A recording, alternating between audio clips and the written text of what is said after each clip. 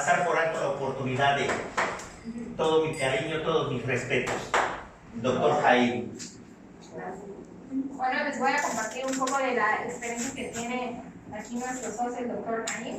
Él es médico voluntariado del Departamento de Investigación Integrante de la Fundación Brazos Abiertos Internacional, Fundación BAE, jefe del Departamento de Salud y Prevención de Enfermedades de la Organización Rescate Salivuyar. Tuvo el internado médico en el Hospital General Regional de IMSS. También tiene una certificación en Emergency Trauma Life Support de la Sociedad Panamericana de Atención Prehospitalaria. Tiene una certificación de soporte vital cardiovascular avanzado y tiene una certificación de reanimación cardiopulmonar y neonatal de la American Academy of Pediatrics y acorde a los lineamientos del Subcomité Nacional en Reanimación Neonatal de la Secretaría de Salud. Como podemos ver, es alguien que tiene un gran currículum. Aquí tiene mucho más cosas que ya no voy a leer, pero es alguien que nos está compartiendo todo su conocimiento, toda su experiencia, y pues que le agradecemos mucho que sea tan compartido con su tiempo, ¿no?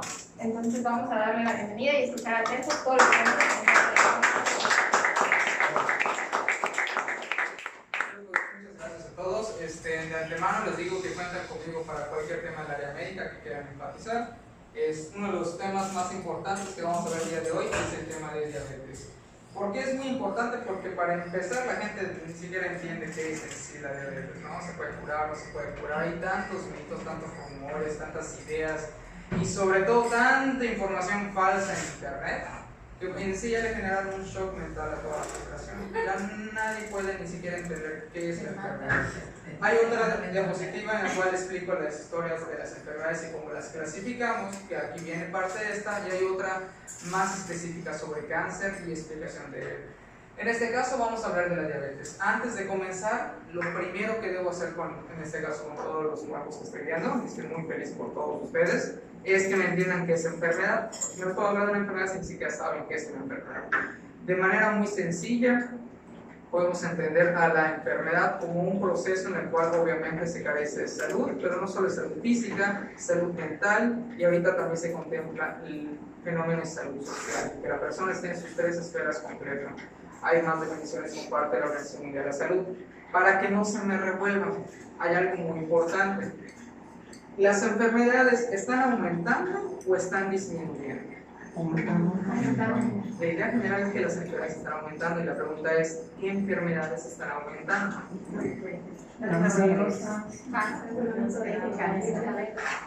Yo les he dividido a todos mis alumnos, les divido las enfermedades en bloques muy sencillos y con esto van a entender todas las enfermedades que existen en el mundo. En medicina, todas las enfermedades y todos los procedimientos están protocolizados a nivel mundial. Conocemos todas las enfermedades y las tenemos protocolizadas, investigadas, y si aparece una nueva, la protocolizamos y la investigamos. Por eso puedo decirles el número de enfermedades total que hay a nivel mundial. Tenemos el primer bloque, enfermedades infectocontagiosas. Las enfermedades infectocontagiosas, como su nombre lo dice, están compuestas por ciertos parámetros que son virus, hongos, bacterias, parásitos y protozoarios. Muy sencillo. Varicela, dengue, chikungunya, todas son provocadas por virus, por hongos, por parásitos. Están en este bloque. Cuando descubrimos las vacunas, logramos controlar este bloque. Y la gente dejó de morirse, nadie se está muriendo ahorita en teoría por peste negra, por viruela, ya tenemos controlado la polio. Después de esto apareció otro bloque cuando la población mundial empezó a crecer y envejecer. Y aquí es donde nos vamos a detener. Enfermedades crónico-degenerativas. Las crónico-degenerativas, como su nombre lo dice, son crónicas porque abarcan mucho tiempo y son degenerativas. Y este es el apartado más sorprendente de todos. Estas enfermedades se nos ha enseñado que no tienen cura. ¿Por qué? Porque para entenderla tenemos que ver que no son provocadas ni por virus, ni por hongos, ni por bacterias, ni por parásitos o protozoarios. Es tu propio cuerpo el que te está atacando. Aquí entra un grupo también que se llama autoinmune. Como su nombre lo dice, tú mismo te comienzas a atacar. Y de ese bloque vamos a tocar solo una enfermedad. En este bloque están artritis reumatoide, están esclerosis múltiple, están vitiligo, Todo este bloque está conglomerado en esta área y vamos a hablar de diabetes y de diabetes solo de un tipo, diabetes mellitus tipo 2. Ahora sí, diabetes. La enfermedad de diabetes ¿qué es? Un grupo de trastornos metabólicos caracterizados por una sola cosa, hiperglucemia, resultante de los efectos de la secreción o acción de la insulina o ambas. Algo que la gente no sabe. Todos, desde el momento que nacemos, desde los recién nacidos hasta el día que te vas a morir, todos tenemos un páncreas y producimos insulina de manera natural. Hay gente que no sabía esto. Dice, no, la insulina es la que se inyectan. Espérate, la insulina tú la produces. Todos los que estamos acá producimos insulina. De manera natural hay unas células especiales en el páncreas que segregan insulina y cuando comemos se hace un balance entre un incremento de insulina para que podamos eliminar los azúcares. De manera muy general, esto es lo que nos ayuda la insulina. Una hormona entonces natural. ¿Qué es lo que pasa? Cuando empieza a haber ciertos trastornos que afectan a estas células de manera autoinmune, se afecta la insulina y provoca entonces que el nivel de azúcar aumente en la sangre. Nosotros los médicos les hemos dicho burdamente a la población azúcar para que nos entiendan. Realmente eso lo hemos hecho. La diabetes no es una enfermedad del azúcar. La enfermedad de la diabetes es una enfermedad de los lípidos, de las grasas. Les decimos que es una de las enfermedades provocadas por el azúcar porque las personas tienen una asociación más rápida con esto que ya está establecido. Se les voy a poner un ejemplo. Les digo, no coman donas. Asocian que hay azúcar en las donas, en las galletas, en las sabritas, en los refrescos. Pero realmente, ¿qué es lo que tienen estas cosas que rápido metabolizan? Grasas y más rápido carbohidratos. Todo esto, si no lo consumimos, se almacena.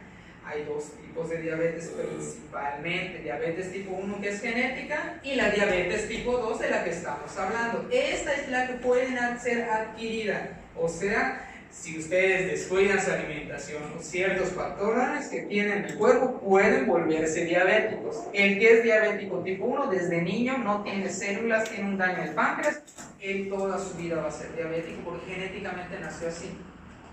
En algunos casos, en algunas embarazadas, la diabetes que aparece raramente se llama diabetes gestacional, que no tiene absolutamente nada que ver con esto. México tuvo un grave problema y todo lo que vemos en el mundo es bajo la ley de causa y efecto. En México la población empezó a engordar. Desde los años 70, 80 y 90 la tasa de obesidad en la población ha ido aumentando.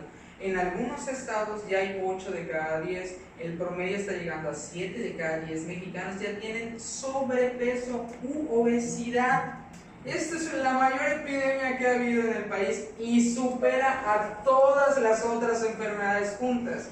Al aumentar la obesidad en los niños y en los adultos, la obesidad está aumentando muchos trastornos. Las grasas malas, triglicéridos, colesterol y ácido úrico están aumentando y por consiguiente el azúcar en la sangre de las personas es una consecuencia. Entonces no hay una conspiración de las farmacéuticas para vender medicamentos. Esta epidemia se está desatando, como podemos ver, en todo el país. ¿Y ya vieron qué lugar ocupa Yucatán? Sí. Primero. ¿Creen que hay algo que ver con estos estados del sureste, del norte? ¿Qué tienen en común estas partes del país que los otros no tienen? La alimentación. Mientras en el norte comen mucho cabrito, en el sureste comemos muchas garnachas. Es la alimentación aquí. La cochinita es uno de los factores principales. Sorprendentemente, como la nutrición, algo que la gente no quiere aceptar, tiene una implicación totalmente directa con la obesidad. Se les enseñó a las mamás de antes, a las abuelitas de antes, que un niño gordito es un niño sanito. Ahorita sabemos que es lo peor que pueden hacer. Lo que pasa que en esas épocas, 60, 70, 50, había mucha desnutrición y el gobierno usó un gran programa de Ceresol para dar lechita y medicinas y vitaminas a los niños. Y mientras los niños estuvieran gorditos, creímos que habíamos superado la desnutrición. ni la erradicamos, porque no se erradicó, y nos ocasionamos un problema de obesidad. No hay ni un país que se esté escapando de este problema. Es un problema mundial. Desde Europa, América y sobre todo el primer mundo está teniendo esta epidemia. Cada año se está volviendo más gordo el primer mundo. ¿Por qué el primer mundo y el tercer mundo no? En pocas palabras, si ustedes me dicen los africanos pues son pobres, no es porque sean pobres. Sudáfrica no es pobre, de hecho es el primer país industrializado de África. La India tampoco es pobre y China tampoco es pobre. ¿Por qué los europeos y nosotros los norteamericanos, en este caso México, Canadá y Estados Unidos, por qué los estamos haciendo tan gordos? Y después de nosotros toda Latinoamérica. ¿Qué cambió? ¿Qué cambió en los últimos 30 años que todos estos se están poniendo gordos, gordísimos? Y estamos subiendo el peso. Las porciones. La alimentación de nuevo es el problema. Nos volvimos más industrializados, nos volvimos más sedentarios. Y en América Latina, incluyendo México, tienen trabajos de porquería que los obligan a hacer menos ejercicio y estar en un mecanismo prácticamente de inamovilidad. Eso está generando mucha frustración. La frustración con el tiempo libera cortisol. El cortisol libera ansiedad y la gente también está comiendo más solo por el estrés del trabajo. La generación más joven, por ejemplo, no soporta el estrés, no lo soportan, no pueden aguantar lo que la generación más grande está aguantando. Tienen muchas ventajas a las generaciones antiguas, pero tienen otras desventajas. Cada generación se está desarrollando de una manera muy curiosa. Cuando nosotros comemos, inmediatamente el cuerpo empieza la digestión. Desde que ustedes se comen un dulcecito, un chicle o cualquier cosa que tenga saborizante, se da la estimulación gástrica. No importa que sea chicle, se está dando la estimulación. Si llega a entrar algo al estómago, aunque sea un carbohidrato de una mentita, el páncreas nos empieza a ayudar, empieza la digestión. Todos los productos actuales nos están dando un desastre. ¿Por qué? La mayoría de estos productos tienen la porción de prácticamente 24 horas concentrado en azúcares y en grasas. Un producto actual puede tener la cantidad de azúcar que ustedes necesitan en un día. Y hay gente que no se echa uno, se echa 3 o 4 en una comida promedio. Hay gente incluso que se excede hasta 20 a 30 veces en un día la porción que debe tener al mes. Así de drástica está nuestra alimentación. La diabetes entonces empieza a pasar cuando estamos mandando insulina. El pobre páncreas le estamos dando una fregada. El pobre trabaja y trabaja. ¿Y qué creen que pasa con las células? Después esto no pasa en un año. Eso pasa con el tiempo, mucho tiempo. Se empieza a cansar. Y la glicemia capilar, la glicemia en sangre en este caso, la glucosa en sangre empieza a subir. Y eso pasa el tiempo. Y pasa el tiempo y sigue subiendo. La gente no tiene síntomas, no lo cree. Ay, doctor, ya te volviste prediabético, ahorita vamos a ver qué es eso. Y sigue subiendo. No, doctor, yo no voy a tomar nada. No, hasta que llega un umbral que ya se murieron tantas células de tu páncreas que no se van a regenerar. Por eso decimos, la diabetes no tiene cura. No, es un complot para vender medicinas. No, tranquilos, es una explicación que tienen que entender. Es cuestión de células. Yo si te corto un brazo, ¿se regenera como las lagartijas? No va a regenerarse. No se regenera, es que un ojo se va a regenerar. Hay partes del cuerpo que sí lo pueden hacer. El hígado, una maravilla. Para que un alcohólico se muera, tiene que pasar décadas que le esté tronando el hígado. Pero hay otras células que no se regeneran así. Las del cerebro y en este caso las del páncreas. Una vez que la glucosa empieza a aumentar en sangre, la glucosa excesiva en sangre, eso es lo que nosotros conocemos como diabetes mellitus tipo 2. Como ya sabemos, existen varios tipos de diabetes. Esta es la que estamos hablando, la tipo 2, la que está aumentando en jóvenes y en adultos. La tipo 1 es genética, nacen desde el niño se desmaya y lo descubren, no funciona así. Y la gestacional, como dijimos, es rara y ocurre en En ciertas embarazadas de condiciones especiales, por lo general, pacientes embarazadas que están gorditas, encima de su peso. Qué casualidad, ¿no? No siempre, pero en algunas personas pasa. Esta es de la que estamos hablando. Y todos en este momento somos potencialmente personas que nos ponemos por el diabéticas, de la diabetes tipo 2. ¿Qué signos y síntomas empiezan a aparecer en la diabetes? La diabetes es una enfermedad silenciosa. No vas a tener datos hasta que ya estés saturado tu cuerpo. Falta de energía. ¿Cuántas personas conocen que tienen ya falta de energía? Ya sea por cansancio mental de sus trabajos o porque realmente tenían una falta de energía crónica. Empiezan a tener sed excesiva, empiezan a ir varias veces al baño.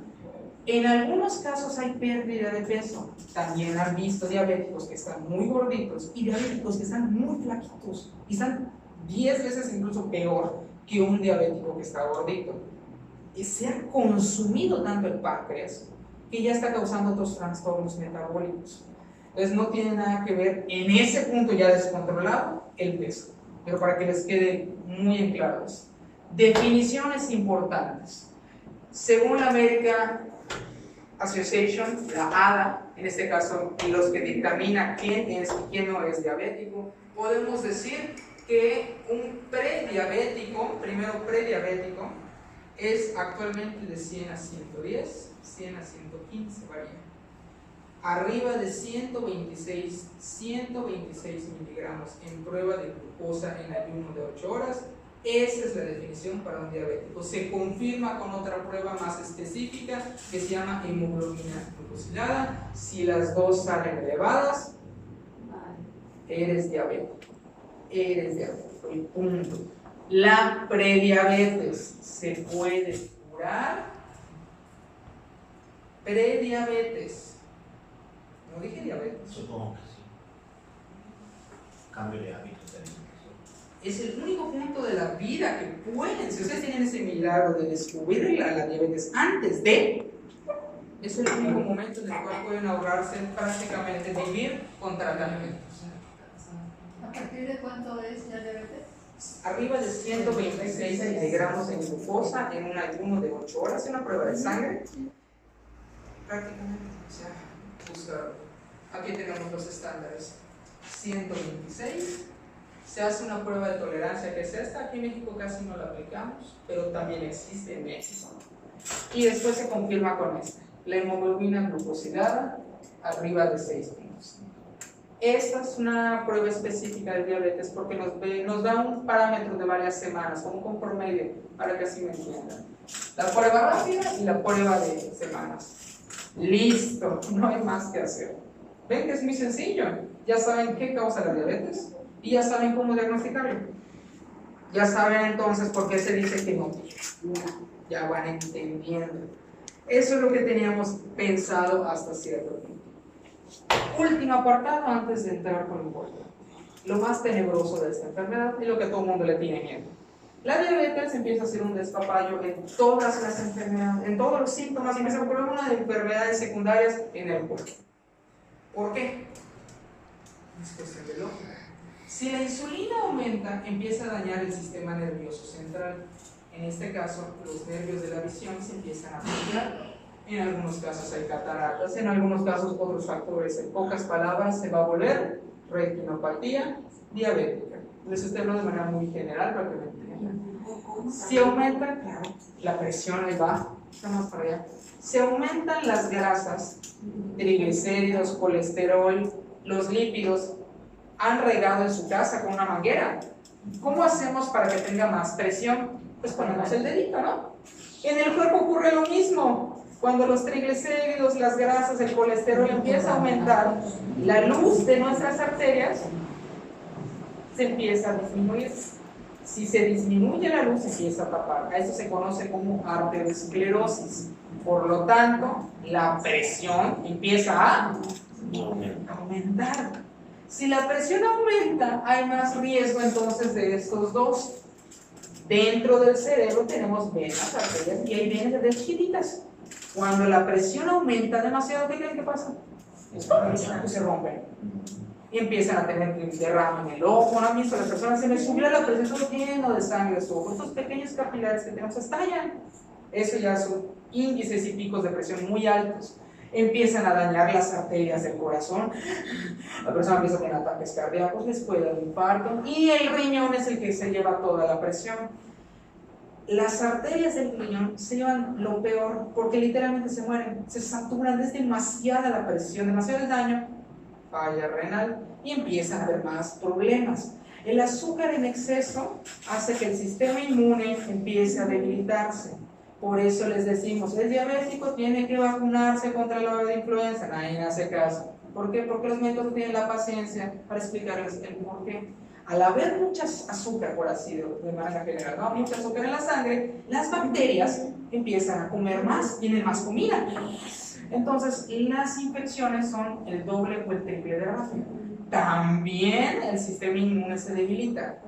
Nuestros leucocitos, nuestros linfocitos empiezan a bajar. Igual que una persona que tiene VIH descontrolado. Igual que una persona que tiene cáncer.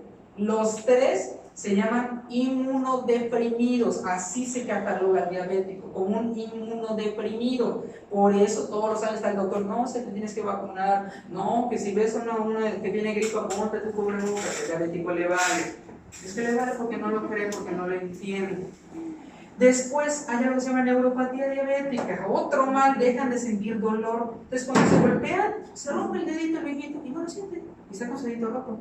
O se clava un clavo, una aguja, un espino, y como de por sí ahora es más débil, su sistema inmune se infecta rápido, y tengo dedo, el dedo, doctor, ya pasaron un mes, 2 meses, llegan, ¿y qué creen que hay que hacer? Y ahora, como la circulación bajó por la presión, como el sistema de recuperación bajó y como el sistema inmune bajó, ¿creen que va a cicatrizar? No. Entonces, a las 2 meses digan, ya perdiste un dedito, ¿cómo creen que es el dedito de al lado? Igual. Y después hay que quitar el otro dedito y hay que hacer amputaciones. Y el angiólogo es lo que hace. Cirugía general es lo que hacen. Cuando se descontrola la diabetes, prácticamente la persona es carcomida por la diabetes, porque todas las demás cosas lo empiezan a comer. Ya entienden ahora por qué pierden las extremidades, ya entienden por qué quedan ciegos, ya entienden. Es un impresionante efecto secundario que tiene la diabetes, porque no es una cosa, todo lo que el páncreas puede hacer. Todo lo que el páncreas puede hacer, es impresionante la cadena de efectos secundarios que empieza a tener. Esta es falla renal, ya lo conocen, las personas que hacen diálisis, les tienen que poner una arteria, prácticamente una vena en una arteria y otra en otra vena, y le sacan toda la sangre, la pasan a una máquina que intenta filtrar la sangre y se la regresa al paciente. Solo escucharlo, ¿no? No tengo que dar mayor explicación. ¿Creen que esta herida que están viendo, que es común, duele? A él no. Quizás a nosotros nos parece espantoso, pero a ellos no les duele. Pierden sensibilidad. Es impresionante. No les estás cortando lo necrótico, tienes que estar infectado, tienes que ayudar. No sienten dolor. Te están platicando contigo. Nada de dolor. ¿Creen que no sentir dolor es bueno? No. Es de hecho lo peor. Así es. El hecho de que no sientan dolor, todos dicen, qué bueno, doctor, no tiene dolor. No tiene dolor. Yo prefiero que tenga dolor, porque eso me quiere decir que hay vida, hay circulación. Nosotros tenemos que depurar, quitar lo necrótico hasta que la persona tenga dolor. Pues lógico, si no, eso si ya no tiene circulación, ya no tiene nada, se va a necrosar. ¿Ya ven cuántas complicaciones horrorosas tiene la diabetes? ¿Y cómo creen que ha ido aumentando esto?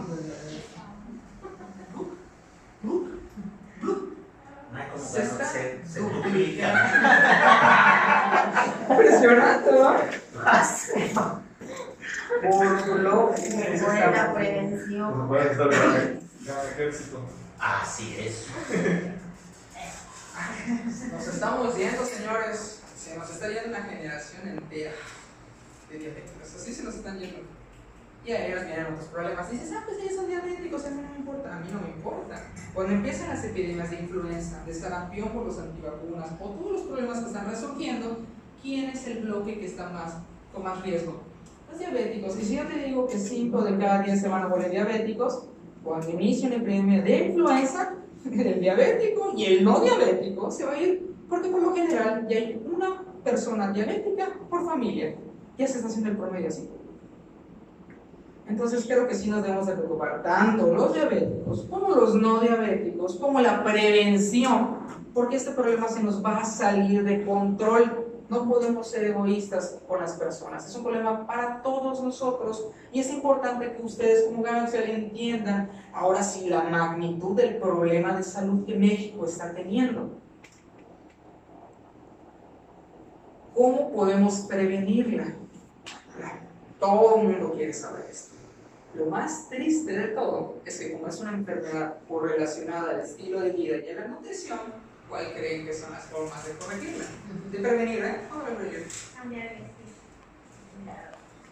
Cambiar hábitos, hacer ejercicio mínimo 30 minutos al día todos los días. Nadie lo hace.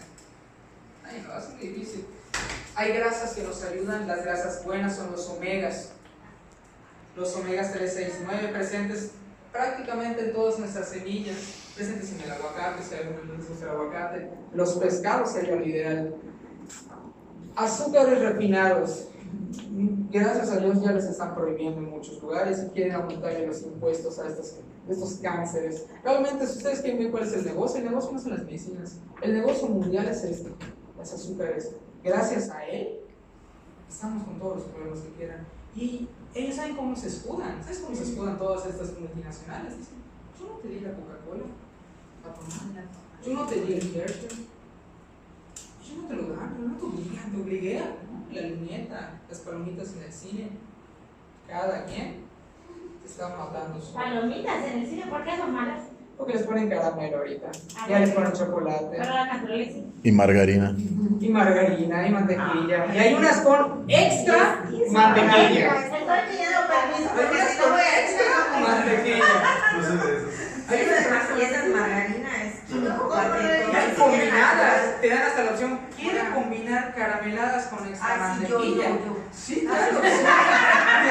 Caramelada con salada. El pez por la boca muere. Pero quiero saber, porque es una pregunta inquietante. Igual. Sí puedo comer, o sea, sí es conveniente comer palomitas naturales. Hechas en casa. Agarras tu maíz palomero y lo preparas. ¿Cómo estás? La primera pregunta sería checar cómo están tus análisis. Ah, pero o sea, digo, porque yo también. O sea, yo si voy al cine y no como palomitas, no quiero. A todos nos gustan las palomitas. Ni todos pueden, la regla de la nutrición, pueden comer lo que sea siempre y cuando. Cuando los excesos. Y cuando lo comas, ahí tienes que Quemar. A mí dame la cubeta. Hacer ejercicio, tomar agua. si las personas literalmente consumieran energía todo lo que se meten, no pasaría nada. ¿Sabes? Por ejemplo, los fisicoculturistas comen 7 veces al día. Están en alto rendimiento. Los ven llenos de grasa, no están llenos de grasa, están llenos de músculo. Si ellos dejan de hacer ejercicio, ¿qué les pasa? Pues es lo que comen. Se llenan. Ese es el mejor ejemplo. Pueden comer. Los azúcares refinados nos gustan porque en el paladar tienen dos cosas que nos atraen: el azúcar y las grasas. Una papita, por ejemplo, en los adolescentes, las papitas fritas es el número 1 de las golosinas de raza. Cualquier papita, desde Burger King hasta McDonald's. Y el azúcar en las personas mayores porque dejan de por la edad de sentir lo salado y lo dulce. ¿Y qué creen que hacen cuando dejan sentir? Mientras más van creciendo, dejan de sentir naturalmente. Le echan más sal y más dulce. Y si ya tienen prediabetes, dicen los superdiabéticos. Gracias a Dios, tenemos ahora un producto que es el cual vinieron acá, que nos está ayudando en el área preventiva.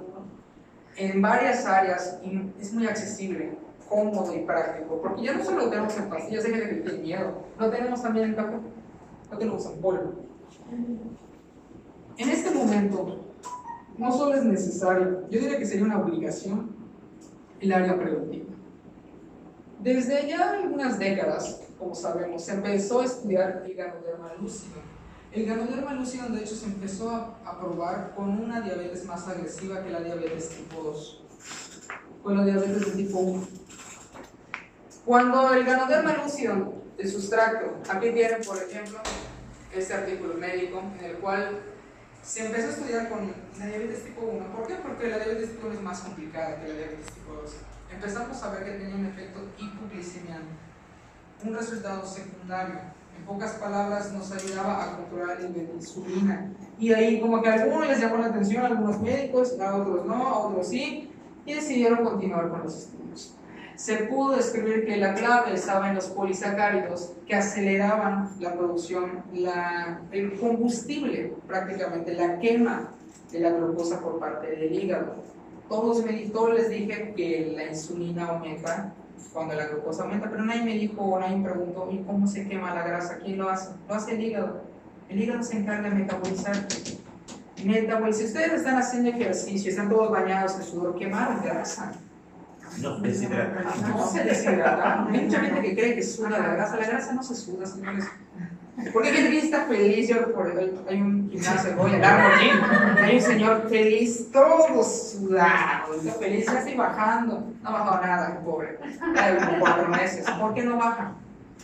Puede sudar todo lo que quiera, un día se va a deshidratar y se me va a desmayar en el gimnasio, lo único que va a pasar, no se suda la grasa que los hombres la almacenamos en el abdomen, esa es nuestra anatomía, y las mujeres se llama grasa ginecoide en estas áreas principalmente.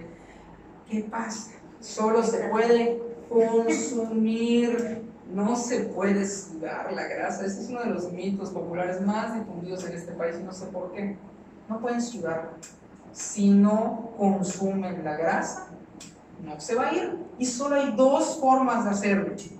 Nada más hay 2 formas. La primera y la más fácil, ¿cuál creen que es? Actividad física. Después de los 30 minutos de cardio, que ese es cardio, solo te está ayudando a proteger el corazón, cuando ya te cansaste y empieza la parte de fatiga, los siguientes 30 minutos que nadie quiere hacer el gimnasio, en esa parte ya el músculo está cansado y ahora sí empieza a consumir la grasa y a volverla músculo. La otra forma, que es la más lenta, que de todo el mundo le pesa, que también es muy fácil, es la dieta. ¿Por qué? Porque si tú bajas solamente 10 gramos de grasa al día y tú solo estás consumiendo 1, pues lo ideal sería que tú le bajes a 1 para que consumas 1. Esas son porciones. Los nutriólogos hacen un análisis muy bien de cada uno y les calculan cuáles son sus calorías, proteínas totales en el día. Por eso bajan de peso con una dieta. ¿Qué es el problema? Las personas, el cuerpo humano está diseñado para sobrevivir a hambrunas.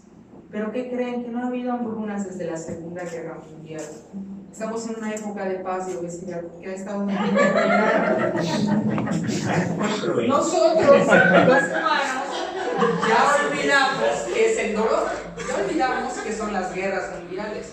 Como ya las olvidamos, estamos en la época de consumismo y de capitalismo y todo lo que ustedes quieran meterle, el cuerpo lo está almacenando y nos estamos almacenando. Somos unas buenas reservas.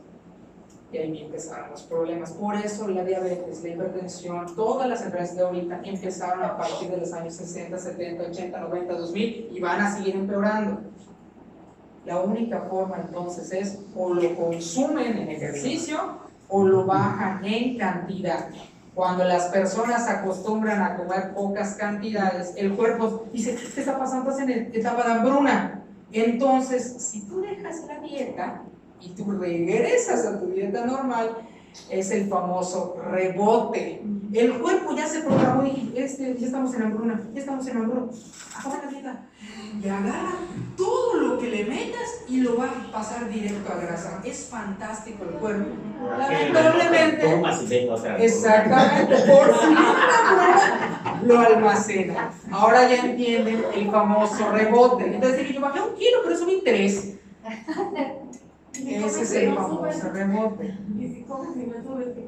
El chiste no es hacer dieta 1 mes y después la dieta a la luna y matar de hambre y gastritis. No, señores, el chiste es cambiar su estilo de vida. Así es sencillo. No hay dietas mágicas, de hecho nadie quiere esa dieta, todos deberían nada más regular su alimentación. Tú podrías comer una hamburguesa a la semana, no te va a pasar nada, una pizza a la semana, no te va a pasar nada. Pero hombre, hay gente que también ya se abusa con las grasas, con las carnes, con ya estamos saturadísimos de problemas. Cuando empezamos y continuamos a investigar, una de las cuestiones que tampoco me han dicho es por qué siempre son las universidades chinas las que primero investigaron, en este caso, el efecto glicemiante del ganoderma lúcido. Como les he platicado, Porque ellos sí hacen. irónicamente, aunque crean que es convenientemente que ellos sean los primeros, la razón es esa. La razón es una razón social. Todos los médicos del mundo, imaginen que cada uno de ustedes son médicos de un país. Para que el doctor de Rusia y el doctor de Estados Unidos, que se odian, tengan el mismo lenguaje, hay algo que se llama protocolización. Si él no me demuestra a mí en Argentina con los mismos parámetros que aquí se está demostrando que es correcto lo que dice, yo no le creo. Aquí se llaman los estudios médicos. Hay muchas etapas. ¿Estamos de acuerdo? Para que algo se llegue a un protocolo, un consenso, se llama metaanálisis. La suma de todas las investigaciones, incluso por décadas, para poder decir, es cierto. Y así, no importa si él es el doctor de Alemania, el doctor de México, el doctor de China, el doctor de Rusia, todos ya sabemos el diagnóstico de diabetes arriba de 126, glucosa, lenguaje universal. La medicina basada en evidencias nos ha dado una maravilla. Todos tenemos ese lenguaje universal y eso es bueno por una razón, porque hay ideologías sociales muy diferentes. Capitalismo, socialismo, tenemos el comunismo, tenemos un montón de baches en la cada quien tiene su forma de pensar y los países tienen su forma de pensar. Aquí en México y en los países del primer mundo tenemos normas de ética. No puedo agarrarlos a ustedes y meterles pipes, no se puede, no puedo experimentar así. Tengo primero que hacer experimentos en in vitro, ¿recuerdan? Células. Si me funciona, agarro ahora sí animales de reproducción rápida, ratoncitos, ratitas, conejos. Si me funciona y no murieron ahí después animales de cáncer, ¿qué voy a agarrar? Primates, mónidos y primates. Vámonos con los monitos. Si ya el chimpancé y el gorila no les pasó nada y tengo resultados, beneficios, ahora sí me aviento a experimentar con personas y después de las personas llegamos a los niños. Este periodo de investigación tarda décadas, a veces hasta 30 años. Para que esto ya haya sido publicado aquí, ya tuvo que haber sido replicado y demostrado, porque muchos en su contra te buscan decir no es cierto.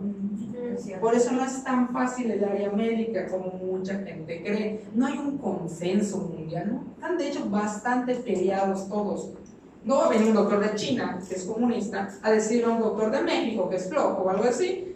Se pelean, sus ideologías son diferentes. Entonces, medicina basada en evidencia, medicina basada en eso. Ya todos nos entendemos y todos nos entendemos en tratamiento. ¿Y qué es? Como las matemáticas. Su lenguaje universal. De la misma bacteria E. coli se va a morir el israelí que el que está en Haití. El cólera va a matar al gringo tan fácil como va a matar el de África. El dengue les puede dar a cualquiera. Estas son cuestiones universales porque todos somos seres humanos. No hay sangre azul, por lo menos hasta ahorita. Las investigaciones se hicieron en China y se demostraron gracias a que es un país comunista. Tiene una facilidad de tener unos derechos humanos un poquito no tan rígidos, vamos a decir así. Puedes experimentar en algunos casos con personas de la cárcel, condenados a muerte, y eso te brinda años de investigación. Rusia, por ejemplo, recuerdan cuando hubo un brote de peste negra hace unas semanas en Rusia. ¿Saben qué hizo Rusia? No están para actuar. Detuvieron el avión y detuvieron a las 54 personas y los metieron a cuarentena. Vámonos. Que son turistas de diferentes países encerrados. Listo. Estos países no juegan, tienen otra forma de comportarse, ya han educado a sus ciudadanos de, bueno, si él no trabaja en China, pues no es necesario para nuestra sociedad. En Japón eleva las tasas de suicidio entre los adolescentes porque ya todos son perfectos. Hay todos tienen doctorado en ciencia, doctorado en filosofía, doctorado en lengua, doctorado. Es una tasa, es muy diferente entender esto. Y así entendemos las evidencias que tiene el ganoderma lúcido. Por eso, eso nos da otra doble tranquilidad. para que estén diciendo que el Ganoderma lucidum está afectando y está ayudando en el metabolismo de los lípidos, en las hipoglicemias, ya tuvo que ser demostrado, validado y verificado por muchas instituciones. ¿Cuántas hay actualmente? Realmente ha sido publicado en revistas como la International Journal of Molecular Science. Mire, para llegar acá, ni siquiera sé cuántas pobres personas tuvieron que haber pasado por esos efectos. No necesitamos saber, pero aquí dice anti-hiperglicémico, suficiente con eso, ¿no? Anti-hiperglicemia, ¿y dónde se empezó? En ratones. Y de ratones empezamos a pasar de nuevo en personas, diabéticos tipo 1, funcionó también en otros países, empezó a ser replicado en muchas organizaciones médicas y estaba dando los mismos resultados. El efecto es hipoglicemiante, más claro no se puede hacer. En este caso la Universidad de Pekín, está la publicación, tiene los años, desde el 2004, no es nuevo esta información, es muy vieja. Más de ¿cuántos? 10, 11, 15 años. 15 años y apenas se están enterando. Imagínense que hace 15 años hubiese llegado Gamexel aquí. Nuestros Lamborghini estarían allá. Yo mi helicóptero. Yo mi helicóptero. ¿Cómo tomarlo? Primero, como ya les dije, hay un umbral, un pico que hay que cuidar. Si ya lo pasó la persona, tampoco es sentencia a muerte. Yo tengo muchos pacientes diabéticos que les he suspendido su tratamiento. ¿Cómo creen que pasó eso? Claro, 1 de cada 50. ¿Por qué? Porque hicieron ese 1 de cada 50 hizo algo que los demás no hicieron. La mayoría de los que le dicen que eres diabético se deprime, come más, o ya, le vale todo. Hay personas que no pueden cambiar porque tienen problemas familiares muy feos. No todos tenemos la bendición de tener paz en nuestras casas. Otras personas tienen problemas económicos también muy feos, que no todos tenemos la bendición de tener una estabilidad económica. La diabetes sí se puede controlar y se puede ir bajando los medicamentos. El Ganoderma lucidum ayuda mucho a prevenir el área de hipoglicemia. Si ustedes están bien, ya pueden estar tranquilos que ya tienen algo, por lo menos se ha sido investigado. Hay otra institución que también ya se la deben de saber, la mencionan todos, ya la deben saber de memoria, que es la COFEPRIS. ¿Recuerdan? ¿La COFEPRIS? No sé si estuvieron en una de mis pláticas. Yo les he dicho que hay un consenso mundial. Y hay veces que lo que me dicen, ¿cómo me prevengo, doctor, de las mafias de las farmacéuticas? Muy válido. Les voy a poner un ejemplo muy sencillo. ¿Han escuchado hablar de la nimesulida? La primera vez que apareció un artículo que la nimesulida estaba causando daño hepático fue hace más o menos 17 años. 17 años. Hay un problema. Nuestros gobiernos de hace unas décadas eran de un partido que le gustaba tener todo bajo control y se producían medicinas baratas a bajo precio. La nimesulida era muy económica, incluso más económica en algunas veces que el paracetamol, en algunas veces. ¿Qué creen que había más producción? Pues de nimesulida, y como es un producto hecho en México, si los europeos decían que no, los mexicanos decían no, como que no vemos. Yo siempre les he dicho, les dije que la nimesulida era terriblemente mal, porque ya se había demostrado en más de 10 países que había mal. ¿Cuántos creen que han padecido de Ganoderma en contra hasta ahorita? Ninguno. Sí, por lo menos hasta ahorita, ¿no? ¿Y hace cuánto tiempo apareció? El Ganoderma lucidum como tal, así con nosotros, desde el 95. No, pero de la naturaleza. No. Ah, y la naturaleza hace más de 4.000 años. O sea, hay registros, ¿no? De 4.000 años, pero pues yo me imagino. Para que lleguen a estos artículos, él lo tuvo que haber replicado, ella. Y la nimesulida es el mejor ejemplo. Cuando lo empezaron a replicar, el de Francia dijo, oye, mis niños tienen reacción hepática. El de Alemania dijo, la nimesulida me está causando daños en los viejitos. El de Francia, el de España, empezaron a tener reportes y México no hizo caso mismo. Por 40 años le dio nimesulida a los niños. Aquí todo está bien. Finalmente, poco a poco y con formas muy extrañas de cambiar al país, La bimensualidad, la COFEPRIS se reformó en ese aspecto y ya la prohibió como debió ser. La COFEPRIS es la que dice qué es o qué no es legal en nuestro país. Ningún producto en nuestro país va a ser realmente publicado por la COFEPRIS ya, o sea que bueno, si no es validado por los estándares internacionales. ¿Cómo diagnosticamos los médicos mexicanos según el protocolo de diabetes nacional? ADA. Ya no nos calentamos por cabeza. Listo, todo se está estandarizando. Porque si no estamos muriendo las mismas cosas. Ni el alemán es superior a nosotros, ni el ruso es superior a nosotros. Todos se mueren de la misma neumonía. Todos se mueren desangrados de la misma forma. El mismo corazón es para todos. Eso es una enorme ventaja. La COFEPRIS regula en México y nos dice qué está bien, qué no está bien. Si ellos lo aprueban, tenemos esa tranquilidad. Y aparte lo aprueban otras instituciones, triple tranquilidad. En el caso de la Nacional, entonces creo que es mejor que la bimensualidad, por ejemplo, donde sí se había demostrado, como les dije, replicación que tenía daño. Ya se prohibió su venta, su producción.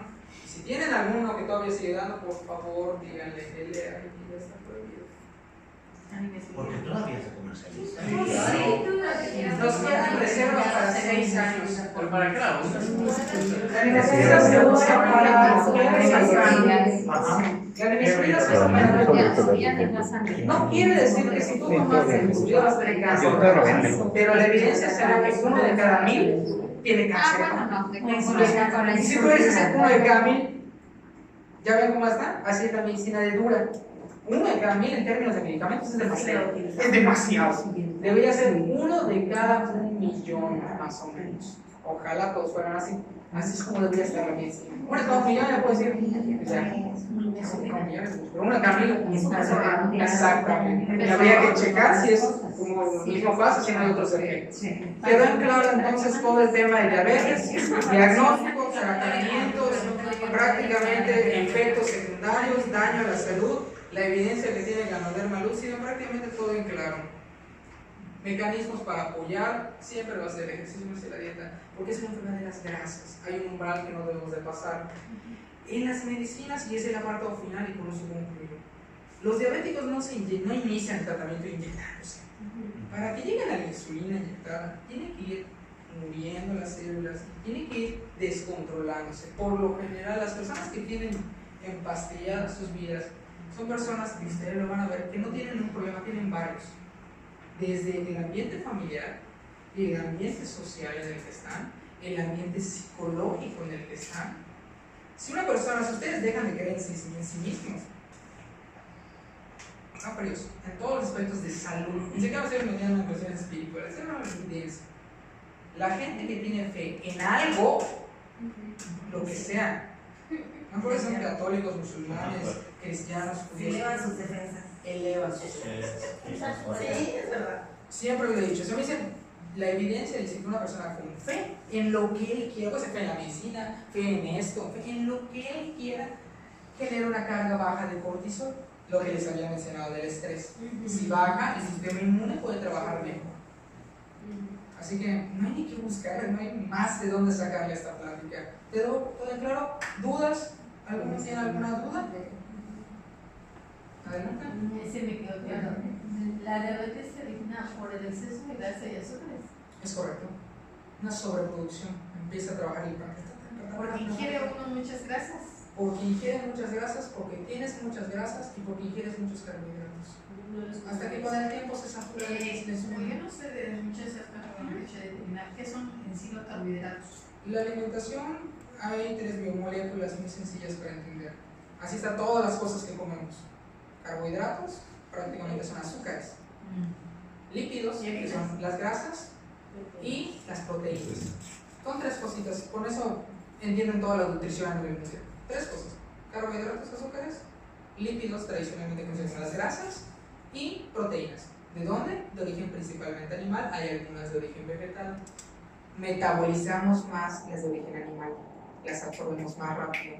Por eso los veganos estrictos llegan a tener algunas deficiencias si no tienen un buen equilibrio que una persona que come grasa. Pero la persona que come grasa, como metaboliza maravillosamente esas grasas, se llena de enfermedades más feas que un vegano.